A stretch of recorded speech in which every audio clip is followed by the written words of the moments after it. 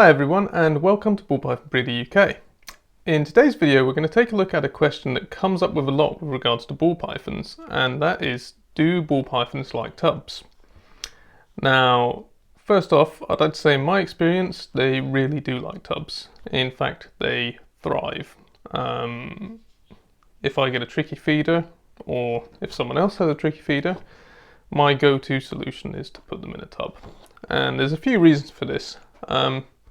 But there's also a few drawbacks to tubs. So we're going to take a quick look at what makes tubs great for ball pythons. And then we're going to take a little look at the drawbacks as well. And we'll also take a peek at a good tub setup that I've got, just to show you how simple it is and how effective. So the reasons that tubs are great for ball pythons are several really, but the main ones, the big ones, are first and foremost humidity.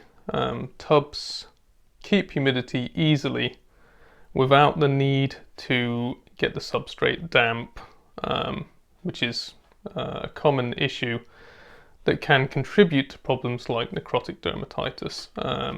In fact, damp substrate and germs are kind of the recipe for scale rot.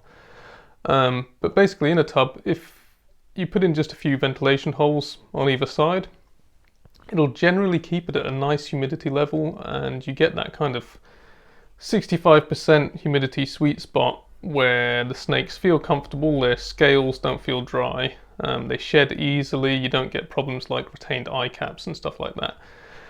And that is just one of the things that keeps their stress low.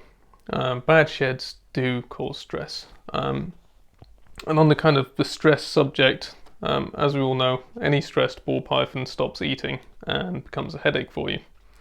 The second reason is that tubs are they're generally a bit lower in height and a bit smaller than most vivariums and PVC setups. And this sounds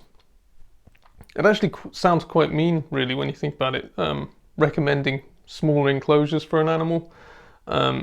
It's really counterintuitive, and it goes against, what most of us feel inside is nice for an animal. We think give it as much space as possible. But because ball pythons come from an area with high predation from larger animals, high competition with other animals as well, they really are extremely keen on hiding and feeling safe, and they don't like feeling exposed. They're mainly nocturnal, they like to hide, and in the wild, if they were to come out during the day, they'd encounter things like savanna monitor lizards, which would basically tear them to shreds and eat them, which would be a gruesome death.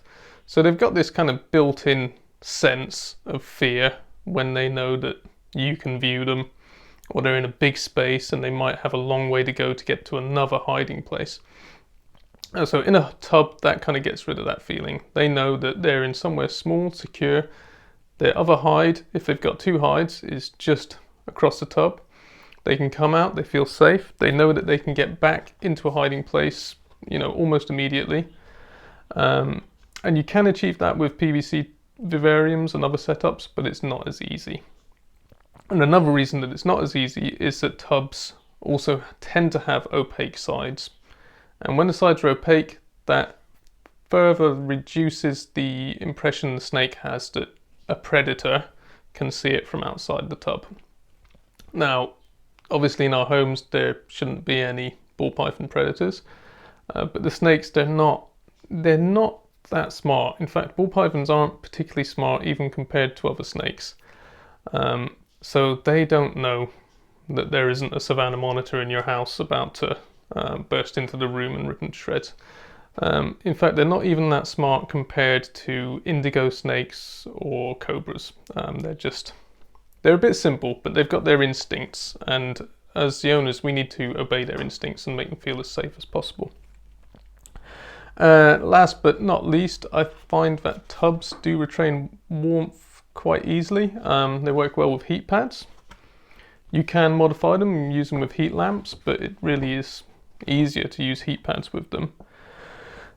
So there's all these factors that combine and that lead to, in my experience, less stressed out ball pythons that eat more, that grow more rapidly, that breed better, and that are just generally happier.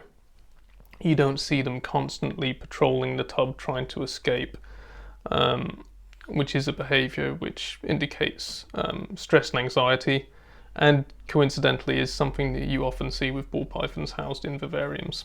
And then people say, look how happy he is, he's exploring all the time. And it's not actually exploring, it's an expression of anxiety. So there's lots of things that tubs have going for them.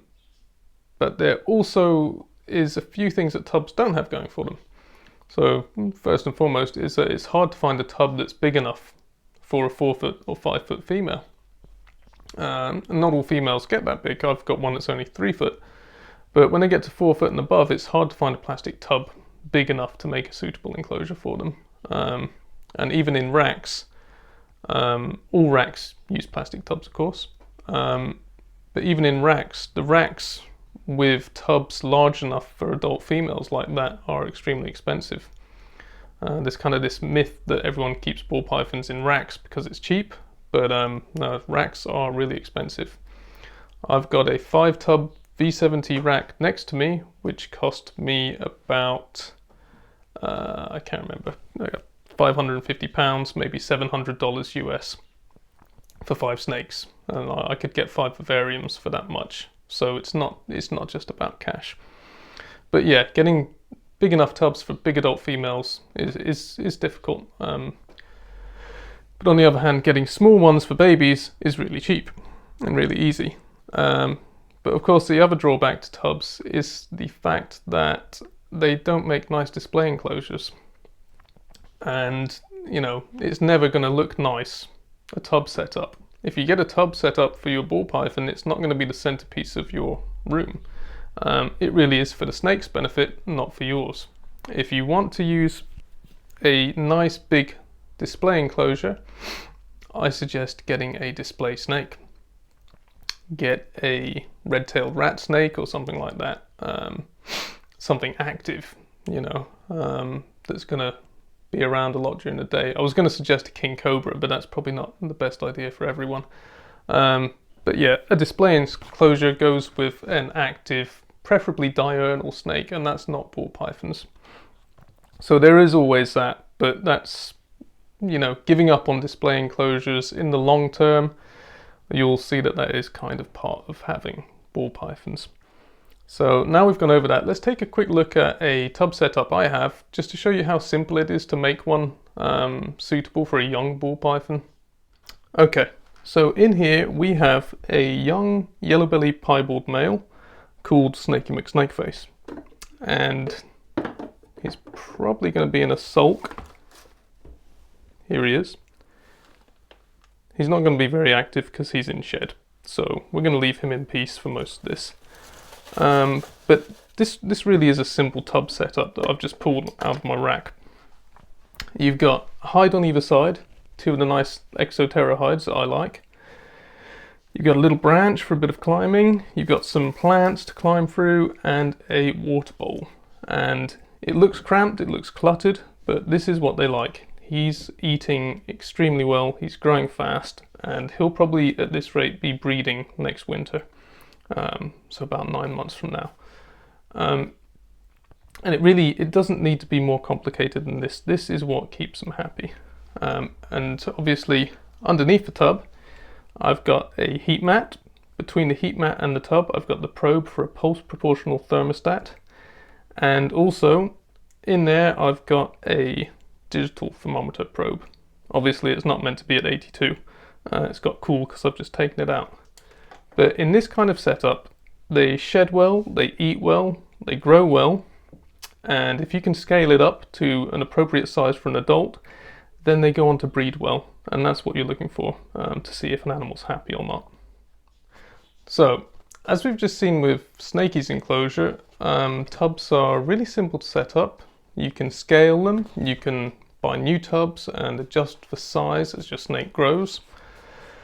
And overall, with him as an example, the ball pythons grow really fast in them, they eat really well, and they're generally happy. All you need to remember is that don't skimp on the necessities just because your snake's in the tub. You need to set it up like a nice display vivarium would be set up, but in the tub setting.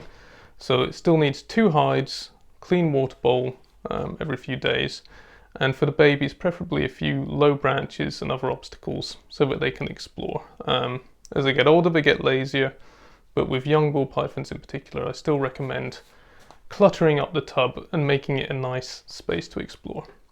So I hope this video has kind of cleared up a few reasons why so many of us keep ball pythons in tubs these days, and helps you decide kind of what enclosure to go for yourself. If it's been interesting, if it's been helpful, then please do like and subscribe and check back every week for more.